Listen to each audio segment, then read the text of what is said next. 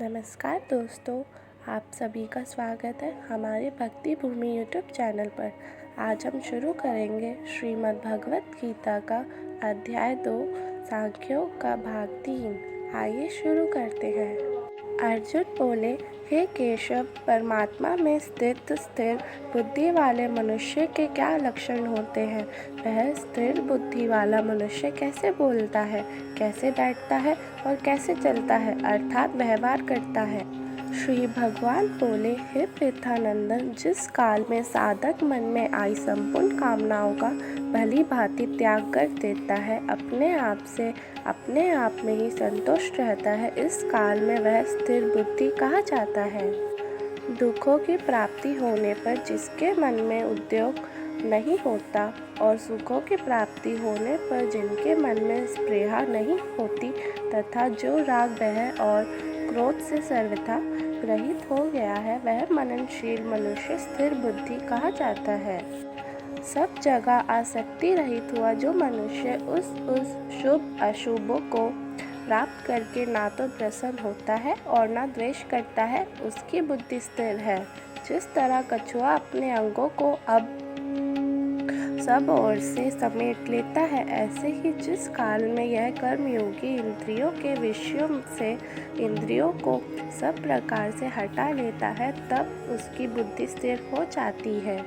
निराहारी मनुष्य के भी विषय तो निवृत्त हो जाते हैं, पर रस निवृत्त नहीं होता, परंतु परमात्मा तत्व का अनुभव हो। इस स्थित प्रज्ञ मनुष्य का रस भी निवृत्त हो जाता है, अर्थात उसकी संसार में रस बुद्धि नहीं रहती। कारण कि हे कुंती नंदन, यत्न करते हुए विद्वान मनुष्य की भी प्रथम शील इंद्रियां उसके मन को बलपूर्वक हर लेती है। कर्मयोगी साधक उन संपूर्ण इंद्रियों को वश में करके मेरे परायण होकर बैठे, क्योंकि जिसकी इंद्रियां वश में है उसकी बुद्धि स्थिर है। विषयों का चिंतन करने वाले मनुष्य की उन विषयों में आसक्ति पैदा हो जाती है। आसक्ति से कामना पैदा होती है, कामना से क्रोध पैदा होता है, क्रोध होने पर समोह हो जाता है, समोह से स्मृति भ्रष्ट हो जाती है, स्मृति भ्रष्ट होने पर बुद्धि का नाश हो जाता है, बुद्धि का नाश होने पर मनुष्य का पतन हो जाता है।